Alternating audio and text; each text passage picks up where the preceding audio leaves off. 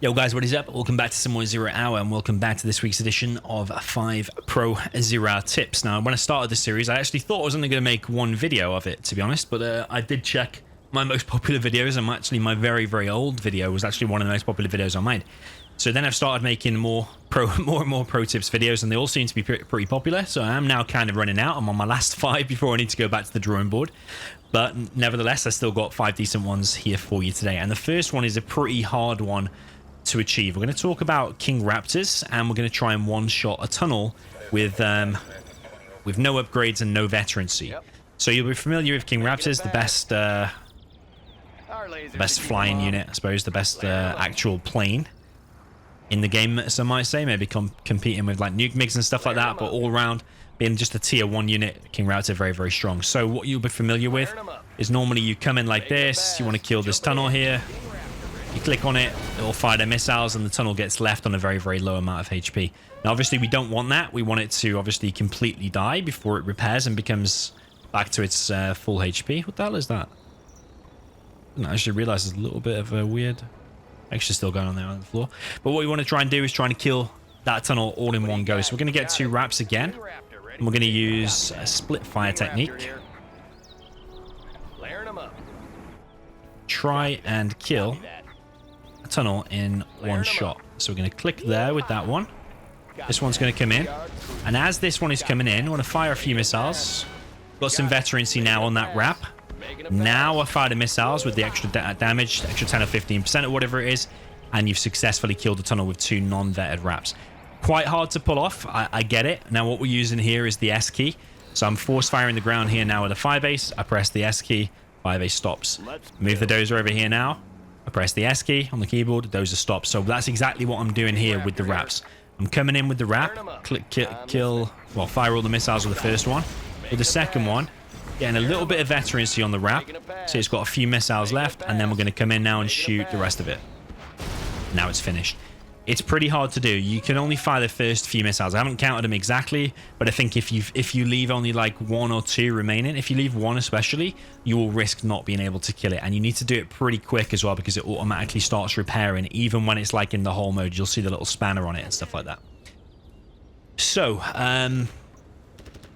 the next thing that I want to talk about is actually some of the keys. Like I just mentioned the S key. I thought that's quite a nice time to mention some of the other keys that I use in my everyday games. Like without these, you will probably never be able to take down some of the best players. And I remember the first time I learned about the E key, for example, I was like, wow, this is a completely different world. I've been not using the E key this whole time. So if you don't know what the E key does, stick around. But I'm also going to cover the Q key, W key, double Q, yes, that's a double Q, by the way, not a new... I've not just created a new letter.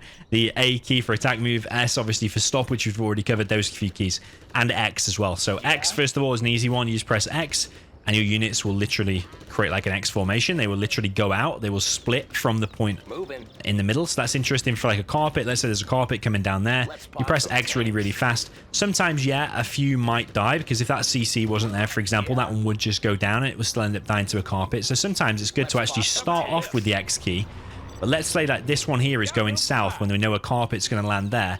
You can start off with the X key, because that's the quick thing to get them all moving. And then you can also manually click. Do you see what I mean? It's like X and then manually click as well, just to finish them off and to help them get to where they need to. So a lot of the times, especially on Defcon games where the support powers will get you in choke points and stuff like that, X key is your friend, and you'll see me using it in games a hell of a lot. So that's X. A is obviously attack move. You press A and then left click to attack move. Really handy one, and you probably already know that. But the E key is one of the most important ones, and actually one of the most important, I think, for like laser locking and stuff like that. So I've got these Vs on number 3. That's typically I have my main army on number 3 all the time, and I have my second army on number 4. But for example, I'm coming in here now. Let's say there's some tanks or whatever I need to laser lock. I'm going to press V here to evacuate. I'm going to select 1 MD. I want to blow something up. Press the E key once, and then I'm going to press R, which is what I've changed my laser lock from L to R. So E and R are very close together. So you'll see me, I've got a very fast laser lock, I like to think. So if you see me in games, you'll see me always trying to get the fastest laser llocks going. And a few people on videos say, oh, how's laser lock so fast? Well, this is exactly why. I've got 2 keys really next to each other. I want to make it as easy as possible for yourself, because we're only human. You're not able to go all over the keyboard like an ultra fast lightning robot or whatever. You want to try and make it as easy as possible for you're human after all. You got human hands. We're not an octopus. Where's this video even going? I don't know. But yeah, anyway, you want to make it as easy as possible for yourself. So E, and I've got R for laser lock. So for example, coming in now, okay, there's an overlord or whatever. I click back, press V, click on one of them, press E, R for laser lock, and then I will start laser locking. And then what you can do is even select just a couple, laser lock, select a couple, laser lock, select a couple, laser lock, and laser lock multiple things. Another thing to do, let's say these are on control group 4 by pressing control 4. These are on control group 3, and put them all in like this. Now what I can do, another way of doing it is I can press evac, press 4, so I've automatically selected them all, and then I can laser lock like that. Typically I don't like to do that unless you've got maybe like sometimes one full V. Let's say like he's in there, for example. Yeah, you got one full V. Okay, now I can laser lock. Yeah, typically, I don't know if it's classed as the more lazy way or just the way I prefer. I like to select just a couple, press the E key, and it will select all the units of the same type.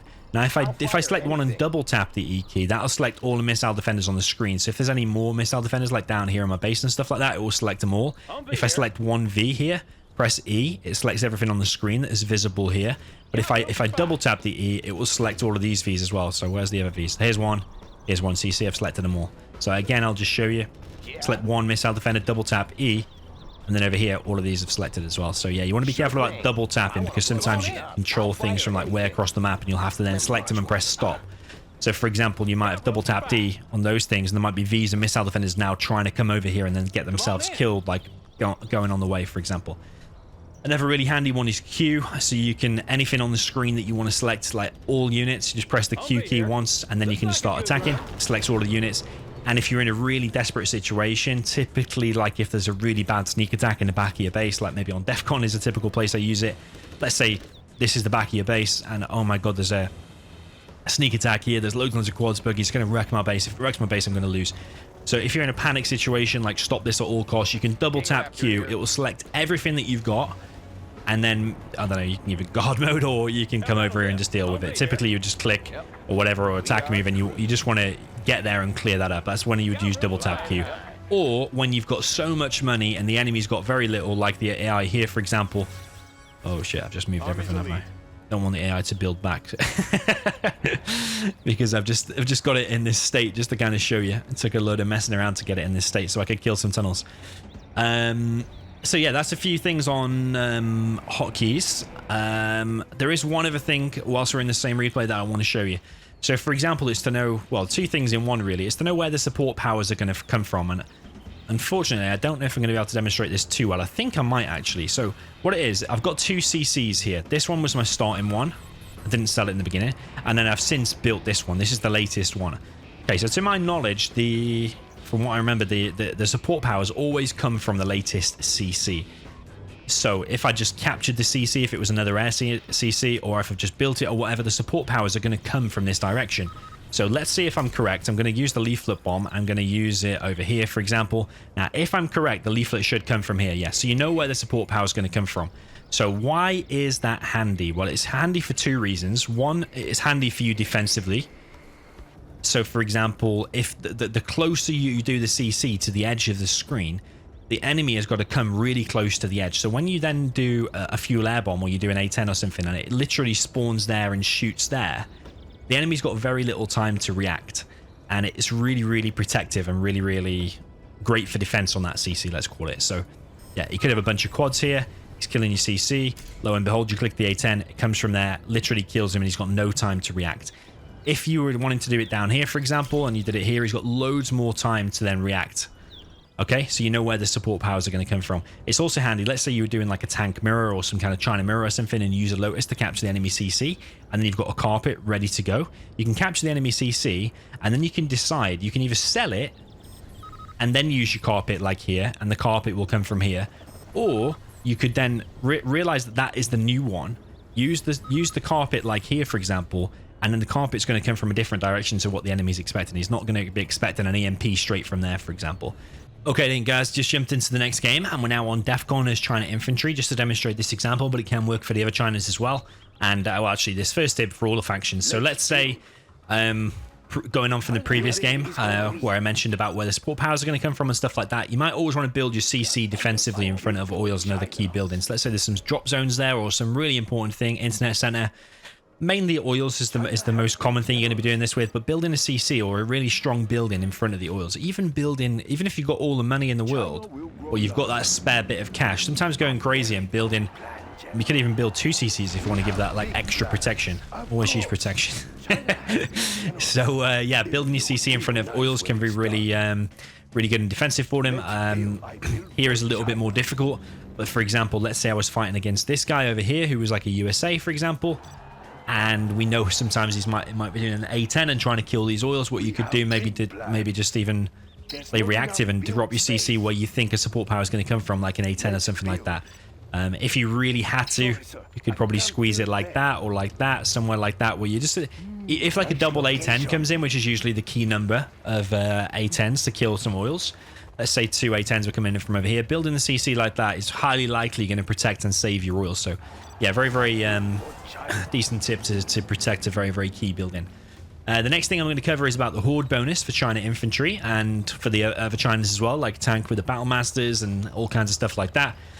So you'll notice these infantry here, obviously they're vetted, so they fire quicker anyway, do a little bit more damage. I think they've got a bit more HP as well. But you see when I put the 5th one with it, you now see we've got this star and this yellow circle underneath. So what's that doing is the Horde bonus. So you may think about it and you may know it's getting the Horde bonus, but you may not like fully always do it, or you may not fully understand what it's doing. It's actually giving you a 25% extra fire rate on them infantry. So then if you then get those infantry and then put them inside, they're going to retain that Horde bonus whilst they're inside there, even though that one there just disappeared. What you can actually do is evac them all, get all the veterancy, and then put them all in now really, really quickly. They're going to retain that Horde bonus inside, so that outpost there is 25% stronger than another outpost if you'd put them in all individually. So what you normally see actually is someone builds an outpost and they might have 3 guys inside of it. Well, they have 3 guys inside of it, like China infantry does. So they will be in it like that, not with the 25% extra. Someone will then build a barracks and it's like, okay, now I'll put these 2 tank hunters in. Okay, now I've got this one. Now I'm going to put this tank hunter in. And inside of it, now they're not gaining the 25% extra. So what you might want to do is, like, you could load it up with 5, like in the start of a game. And then when you're about to move out, just quickly evac it and then put everything back in.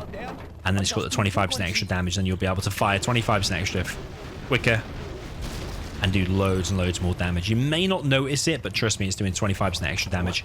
Same thing applies to the helix, whether it's 5 or whether it's an infantry helix with 8 spots. You want to get them all bunched up. Don't put them in one by one. You want to get them all bunched up and then go inside the helix, and it's going to retain 25%. It's not extra damage, is it? Well, I suppose it does translate to damage as well, but it's 25% extra fire rate, which, yeah, translates to 25% extra damage. Okay, so jumping into the 5th and final tip then. We're going to talk about Gla Mirrors this time, but it can work with other factions as well, but it's more or less typically always going to be Gla Mirrors when I'm going to talk about this. So the goal here is you've got this technical, you're in a Gla Mirror. Let's talk about Defcon here, but I mean, it could be on anything. You could be on Tournament Desert or whatever map. It does not matter at all. Now, you're often going to come against an enemy base that might look something like this. It's going to have a defensive tunnel to protect his workers. You're going to send the technical in. And then probably when it gets to like here, sometimes the enemy might spot it, and then he just pulls all of his workers and he puts them inside the tunnel and nice and protected. So now when you go in here, they're going in there a little bit weird, aren't they? Now when you go in here, you're not going to be able to kill anything because they're all hidden. Yeah? So what we're going to do is we're going to show you a way that you can try to mess this up. I think it's because I've got too many workers, you know. We're just going to have 5 there, which is like the average what a player would have in there. So we've got 5. Yeah, we've got a bit of a weird setup going on here. I don't know why that work is going out. But what we're going to do now is going to do it slightly differently. When we're going to come in, so normally you would just click in there and you would try and kill them. And sometimes that's going to work. But a really good one, if you know the enemy's not really paying attention until late, just tap that once, attack the tunnel once, and then go in and try and kill the workers. So then what that's going to do, I actually can't click in there at the moment because it seems to be my own stuff. I can't. For the reason he's not going in.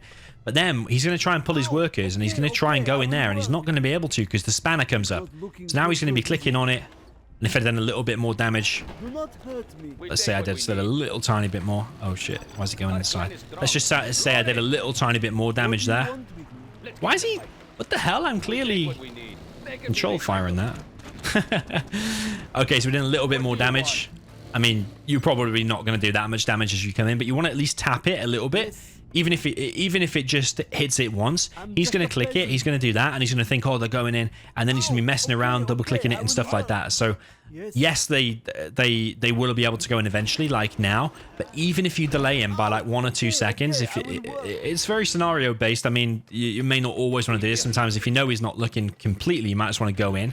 But if you just like hit it once, or if the technical like even accidentally shoots it once, it will be more beneficial for you because the workers won't immediately be able to go in, because you'll select them and it will instantly come up with the repair feature. And sometimes, especially if it's taking a little bit more damage, like if quads are there, or if you've, I don't know, whatever you've sent in there. Sometimes probably a good one is a Battle Master, actually. If you send in a nuke Battle Master in, hit it once and then go in the supply line rather than just going straight in, because if you hit it once, I guarantee you that's going to do enough damage to make them workers stand there for the valuable few seconds that it's going to need for your Battle Master to get in and then start killing all those workers. So yeah, it's rather than just going in and killing the workers, think about it a little bit. You might just want to tap the tunnel once because of that bug. When he selects all of them, it might come up with the repair feature. They'll all stand around like this and you'll be able to get a load of free kills, which you kill a load of workers like that, and most of the time it's going to mean you're going to be having a decent game for yourself. So yeah, that's all for today. Let me know if you enjoyed this one in the comments, and yeah, GG. See you on the battlefield.